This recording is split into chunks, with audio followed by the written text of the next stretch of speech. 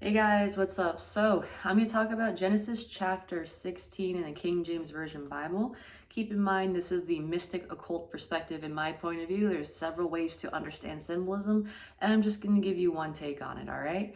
So, chapter 15, just to recap, is essentially Abram having a mental breakdown, being like, God, when is my fruit of my labor going to pay out? Chapter 15 is the same thing as you and me listening to our intuition, going through the spiritual hoops and whatever it might feel like to be like, why do I feel called to do this? But logically, it doesn't make sense.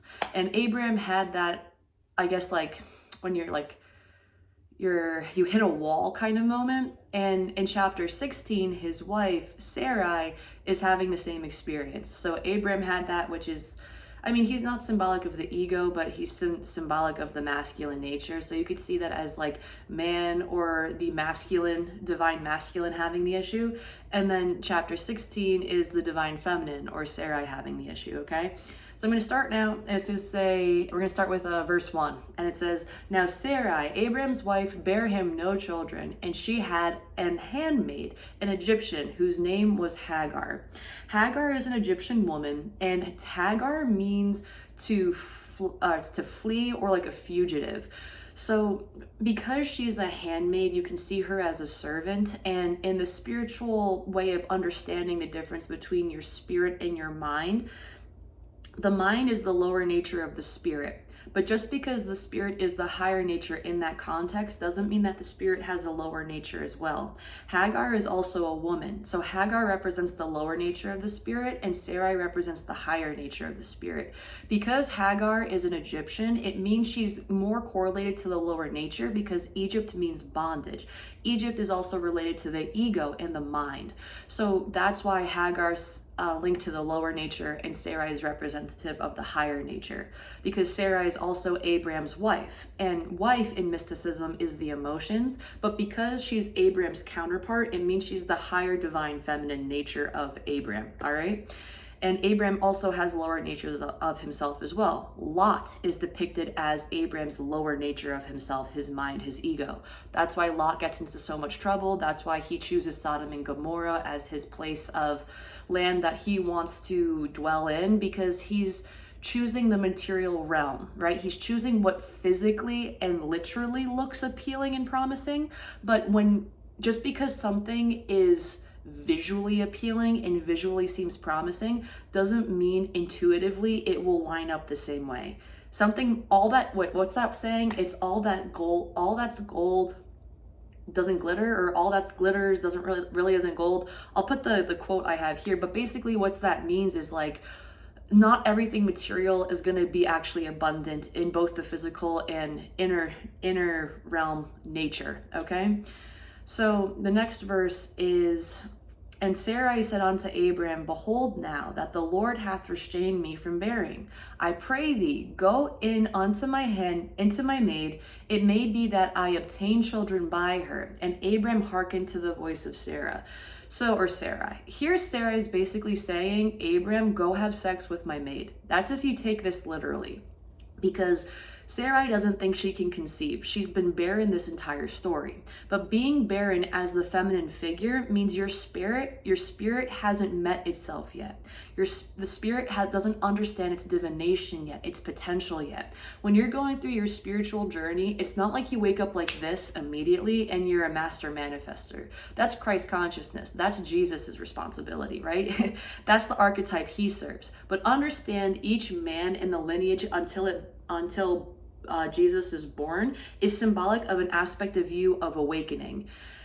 Adam is less awake than Cain. Cain is less awake than Noah.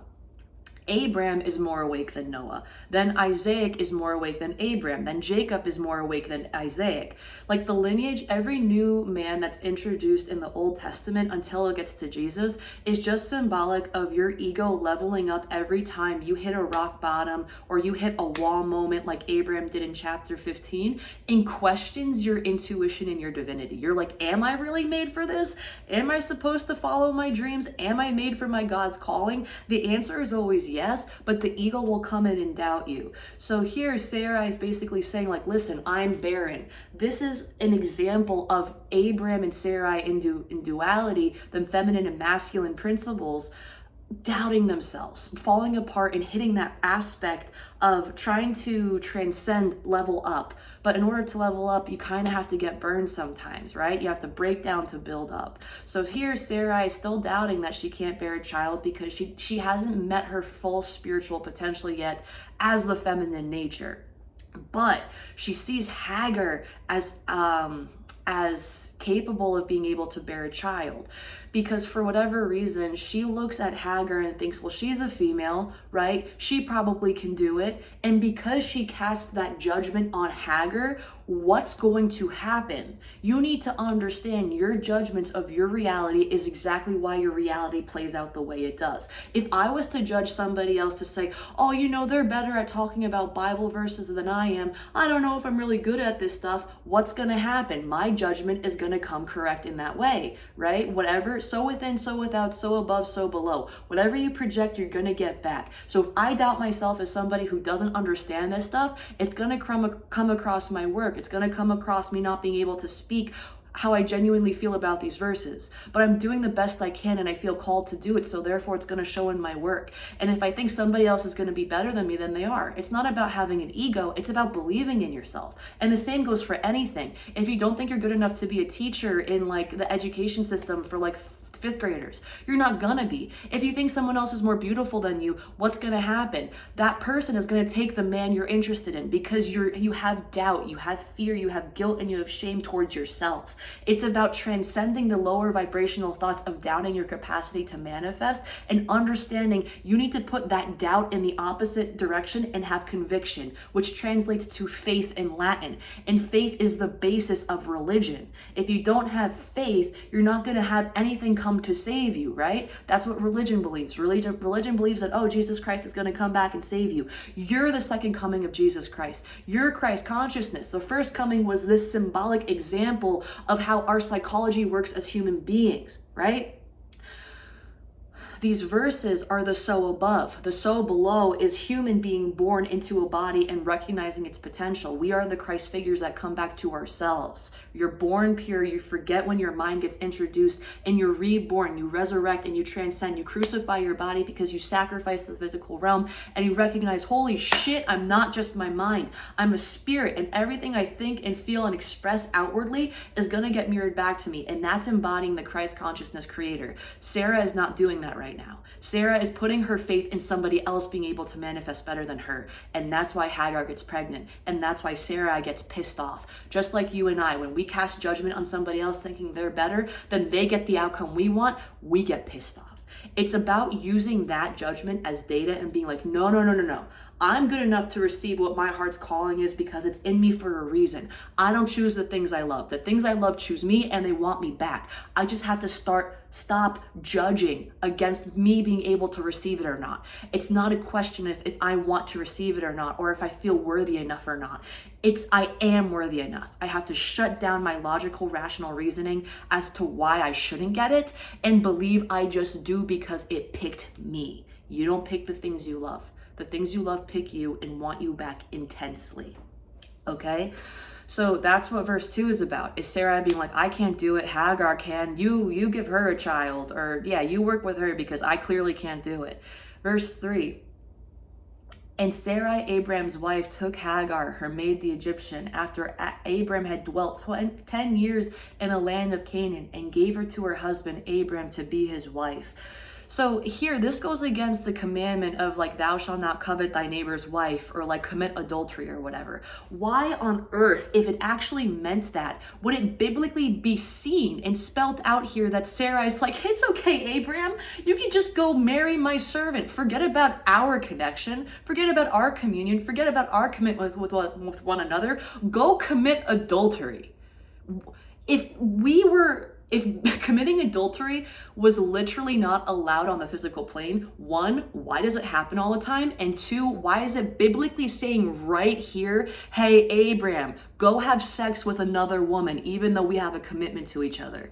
It's fine.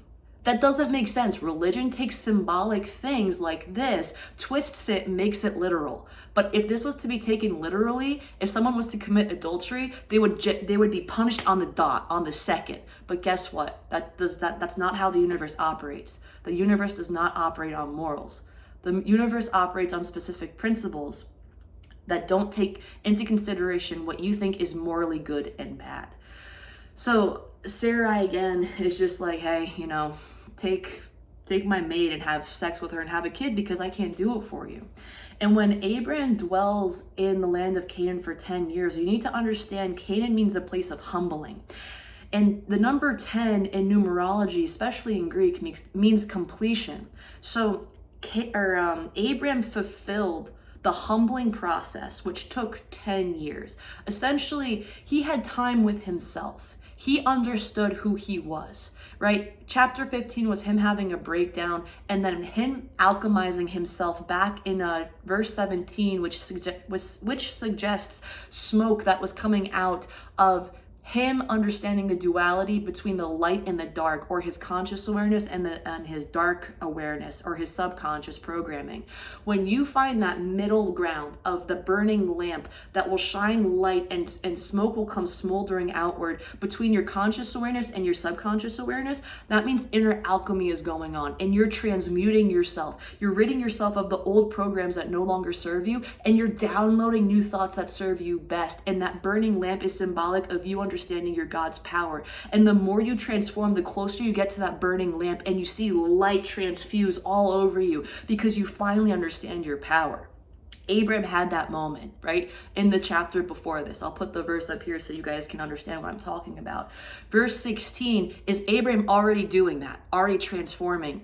So he's good with it. He can manifest. He doesn't doubt himself anymore. So here he takes Sarai's wife, Hagar, and has a child with her because he doesn't doubt his potential. But Sarai does, casts her judgment on Hagar, says you can have a child with him. And because Abram already purified himself, what's going to happen? He's going to conceive. So, sorry, let me take a look right here. Okay, yeah, so he was humbled himself for 10 years. He went through the reprogramming. He went through the dark night of the soul. He stands tall in being a conscious creator. And the word wife, when Sarai gave her to her husband, Abram, to be his wife, wife in esoteric mystic thought means emotions. So if you know Neville Goddard, right? Energy is the currency of the universe. If you keep casting a specific emotional projection onto something paired with thoughts and visualization, you're going to create that reality, because your body doesn't know the difference between if you're experiencing something or if it's in your imagination. What matters is the feeling state you're projecting outward to then have it get mirrored back to you. Sarai's saying, hey, now Hagar's your wife. What does that mean? If I was married to somebody, right, and I was just like, hey, no, this new chick, whoever my husband would be, is your wife now. See you later, bye. Does that make sense? No. And these people who wrote the Bible aren't naive and stupid. This is symbolism. So if you take it literally like that, it doesn't make sense. It makes sense symbolically. Wife means emotions. Sarai said, take Hagar's emotions. Take somebody else's faith in themselves and have a manifestation with them. Use them as your vessel. And what does Abram do? Abram says, okay, because he has to listen to his spirit, which is Sarai. And then in verse 4, they conceived, okay? So I'm going to go to verse 4. And he went in unto Hagar, and she conceived. And when she saw that she had conceived, her mistress was despised in her eyes. How do you know you're pregnant the second somebody comes in you? You don't.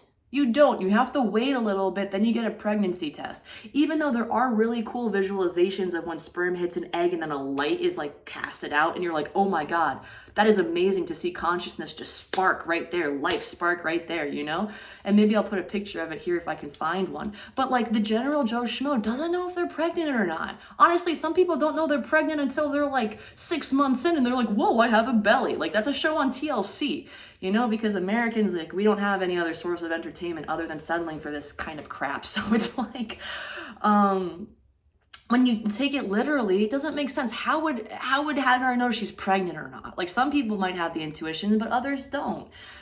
So what this means is Sarai is getting immediately jealous because she sees that, what's it called? Hagar was able to manifest before Sarai could. And that pisses her off because, like I said before, when you say, oh, someone else is better than me, they can do it, and then they finally do it, your judgment put that emotion in motion and made it happen. Everyone is a mirror of you. So if you judge somebody thinking they're better than you, it's gonna get mirrored back, and you're gonna have an emotional reaction that's gonna piss you off. And if you're not conscious of yourself going off like that, it's going to keep happening, and that cycle is going to keep karmically coming back to you, because again, so above, so below. The cause is here and the effect is outward. If you have a judgment, it'll get mirrored back to you, and until you reverse your judgment and make it something that better serves you, you're going to keep experiencing that, and that's a karmic lesson. All right, so verse 5. And Sarai said unto Abram, my wrong be upon thee. I have given my maid into thy bosom, and when she saw that she had conceived, I was despised in her eyes. The Lord judge between me and thee. See, now Sarai is being petty. She's just like, God picked favorites, and Hagar was her favorite, and I didn't get what I wanted. And honestly, I'm sorry. It's like, no, bitch, you weren't capable of understanding what your emotions were at that time, and you casted it onto somebody else to get what you wanted. Your abundance. You said no because you didn't think you were good enough. So you gave your abundance to somebody else, and now you're getting triggered. And that's something we all have to learn for ourselves as well, because that happens to us all the time. Until we wake up and recognize, like, no, abundance is for everyone. And I shouldn't think somebody's better or less than myself, right? Because I'll just receive whatever that is. Whatever I project out, I'm going to witness in my 3D reality. Sorry, I'm getting pissed, but I'm also emotionally, like, the way that I'm like speaking is because it's just like, when it's just pettiness, you know, when you see that. And maybe it's a reflection of me getting mad at myself. I'm only human. I experience the same things. But this book is super symbolic of just that human nature of us just being like, I don't know if I'm good enough. It's like, of course you are. You were born perfect. The world and everything material in nature just made you forget. And it's time to transcend that. I think that's what I'm more upset about than not. Okay, sorry. Verse 6. But Abram said unto Sarai, behold, thy maid is in thy hand. Do to her as it pleaseth thee. And when Sarai dealt hardly with her, she fled from her face. So Abram's saying, just like Sarai, Hagar is whatever it is you want her to be. Meaning your subconscious programming is whatever it is you want to be. You control it. And Sarai didn't like that. And she got triggered saying, well, I'm going to scream at Sarai, and Hagar fled from her face. Meaning she just disappeared. Because that is such an ego reaction. Sarai is not understanding that everything that just happened was a product of her own judgment. But what happens when you accuse an ego of doing that? You get mad, you get triggered, you yell at somebody else and make it and say, like, oh, it's your fault, Hagar. And it's like, actually, it's not. Hagar did everything right, and you're just mad you couldn't do it, right? So Sarai's being such a brat. All right, verse 7. And the angel of the Lord found her by a fountain of water in the wilderness, by the fountain in the way to Shur. So understand, an angel is just an angle of light. EL at the end, all right, just to backtrack. Any angel, Raphael, Michael, Gabriel, whoever, they all have EL at the end of their names because El is synonymous with Elohim. And Elohim is like the God presence of the universe. It has no direct connection to you. It just explains the law of, I guess, overall cosmic energy. Okay, the four kings, also a very good example. They're symbolic of the idea of cause and effect. When you have an ego and you don't know it, and you play with the laws of the universe without really understanding them, you will get such ego deaths and karmic experiences because your judgment up here that you're not witnessing well is the cause, and the effect will be your experience of your judgment. You're not handling the laws of the universe well. When you don't understand the laws of the universe, you're playing with electricity. And if you don't know how to properly play with electricity, you're going to get zapped time and time and time again until you wake up, okay?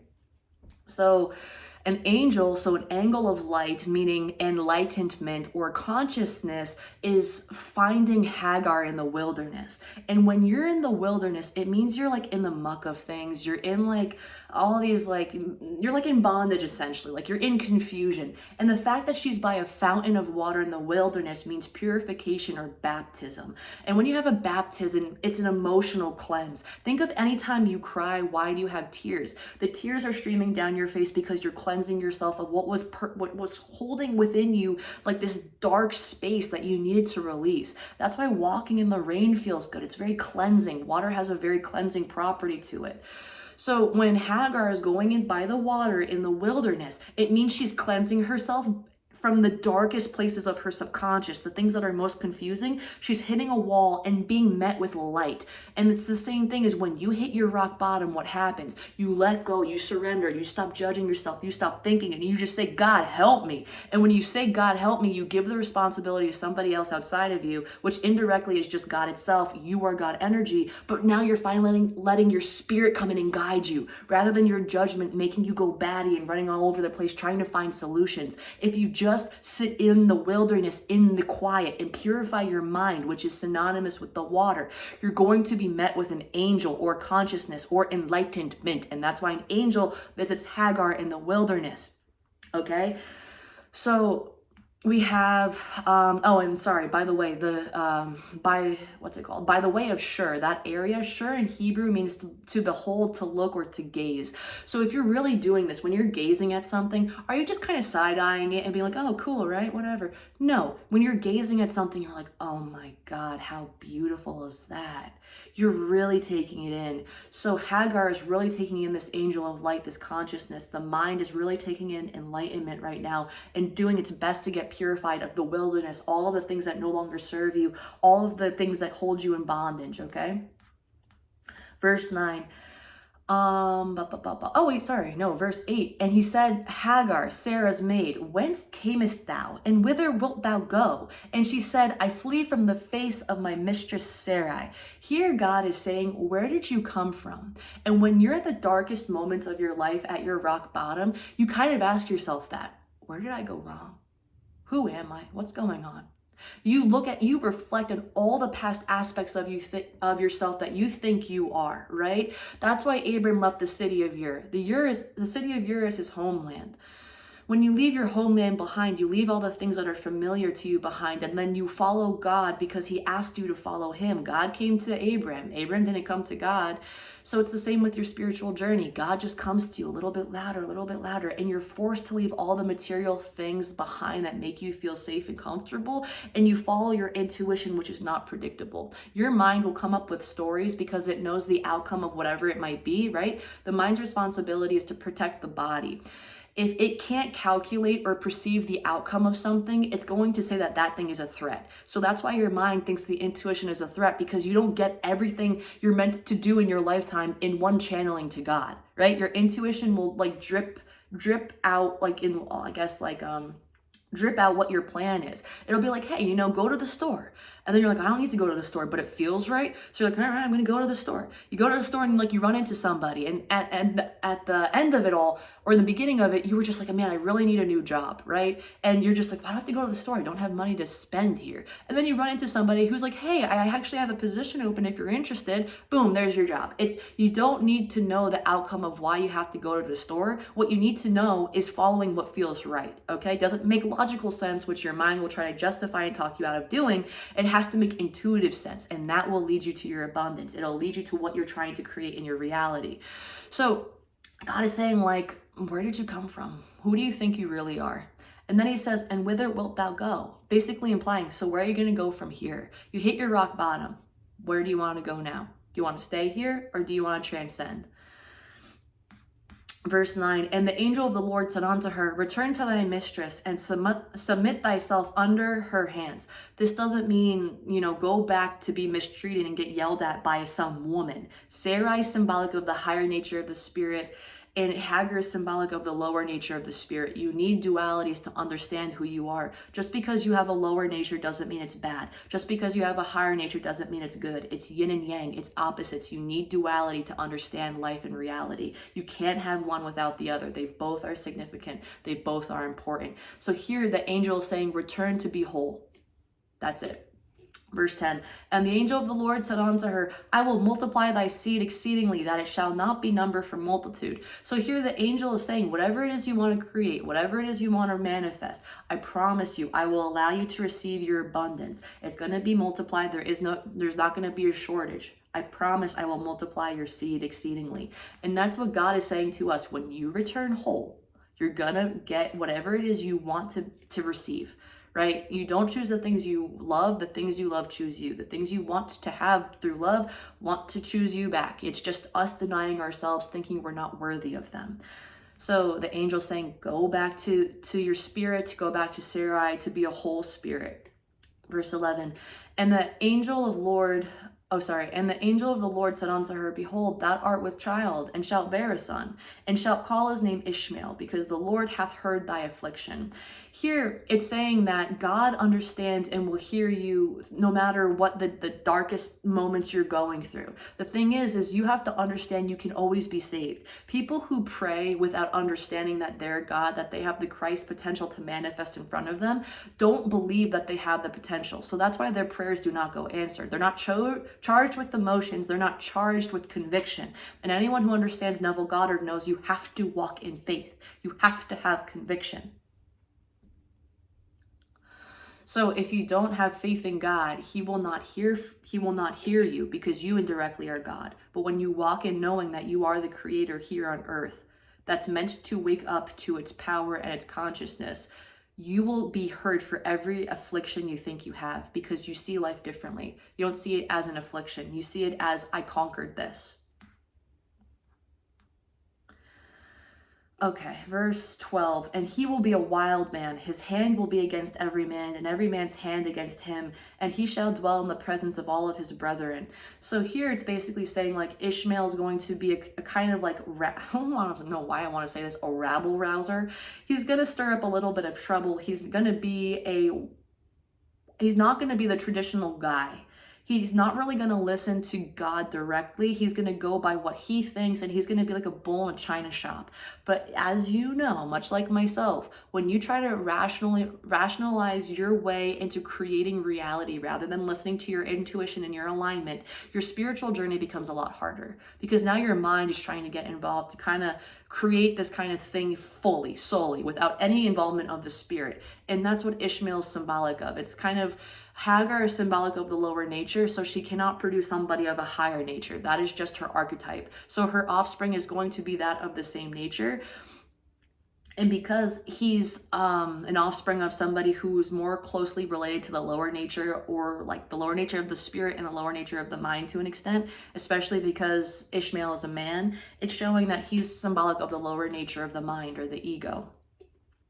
Verse 13, and she called the name of the Lord that spake unto her, Thou God seest me. For she said, Have I also here looked after him that seeth me? And here it's kind of saying like Hagar's just kind of blown away that she's actually being seen by God.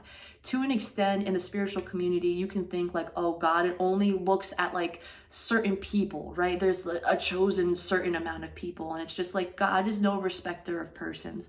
God doesn't care what you do or do not do. He will always answer you. And what I mean by that is no matter how you show up in reality, you will always be seen for what you think and what you feel. And by seeing, what I mean is whatever your Christ power within you, whatever you genuinely dwell in your judgment will be projected back to you. And Hagar's just surprised. She's kind of caught off guard here, because the mind can't really perceive that as an archetype, right? The spirit can, the spirit knows that inherently, but the mind is seeing it for the first time here. And that's why it's very profound for her. So verse 14, wherefore the well was called, now I'm going to botch this, Bir Laharoi. Behold, it was between Kadesh and Bered. And that name Bir Laharoi means well of the living one who sees me. Kadesh means holy, and Bered means like a dry region. You can associate that with Egypt, or something that's desolate. So if we're looking at this symbolically, Bered is over here. It's symbolic of being desolate. The fountain, or sorry, the Bir Laharoi is the well of the living one who sees me, or the fountain. And over here is Kadesh, which means holy or sacred. So you need to understand between your feminine and masculine side of yourself, the physical realm and the spiritual realm, there's a fountain of unity and balance. You need to meet in the middle. You need to alchemize these two things to be one, to understand that you are the creator. You're the one that heals yourself. You're the one that hurts yourself. Water is synonymous with flowing spirit, with a flowing emotion, with purity, with all those kinds of things where you need to flow like water in life. You do not judge it, no matter how much barricade you have, whether it be beavers building a dam or, you know, the rocks getting piled up or whatever. Water will always find a way to flow. And being the well of the living one who sees me, it means that God sees everybody. He's, again, no respecter of persons, doesn't care what you do or do not do. You can choose a life that's barren like Bered, or you can choose a life that's holy like Kadesh. It doesn't matter. You have free will. You showed up to be the creator, and whatever you cast judgment on will be your reality. Verse 15, and Hagar bare Abram a son, and Abram called his son's name, which Hagar bare Ishmael. Okay.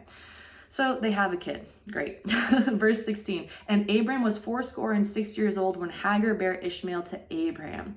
So here, Abram is 86 when he has Hagar. Not that Hagar, oh sorry, that when Abram has Ishmael. Not that this situation is bad, right? If we're, again, to look at it from a manifestation standpoint, Hagar is symbolic of like you trying to grab for like the physical realm straws, if that makes sense.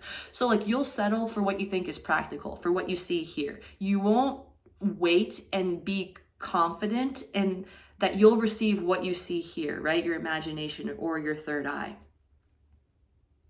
Abram had a son at 86.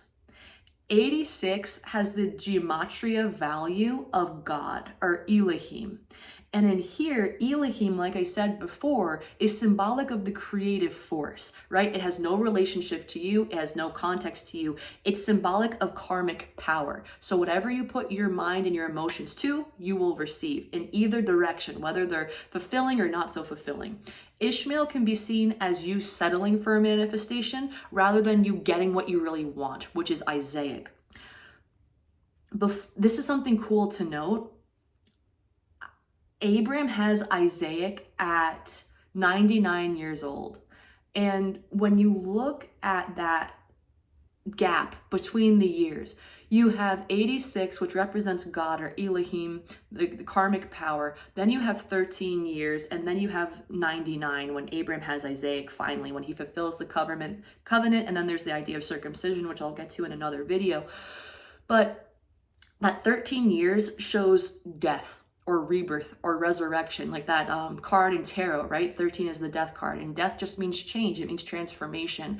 So from the time he had Ishmael to the time he had Isaac, there was a death and a rebirth period. He went from settling in the material realm, which is Ishmael, to waiting 13 years to go through this karmic cycle to be reborn, to then have Isaac. And he had Isaac at 99. 9 plus 9 is 18. You do 8 plus 1, and that's 9. And 9 is the number after 8. And 8 is symbolic of just like unity and like completion. 9 is getting one step closer to like ultimate completion, which is 10. So it's just, you see that these numerical values play on each other. 9 is also one step away from 10, and 10 is really just 1 when you take away the 0. So, you know, there's different ways to look into these numerical values, but essentially chapter 16 is the idea of your spirit doubting itself, or you doubting your spirit, really thinking you're capable of manifesting what it is you want, settling for something material in nature, which is Ishmael, but isn't exactly what you want, which is Isaac. But you understand how to manifest Isaac after you go through a death and rebirth period, which is that 13 years between the two sons. So I hope you guys enjoyed that video. Let me know what you think. And yeah, keep in mind, this is only one way to understand the symbolism. There's a lot of different ways to do it, but I always appreciate anybody who shares their opinions. And yeah, I value everyone's feedback. So thank you again, guys, and I'll see you in the next video. Take it easy.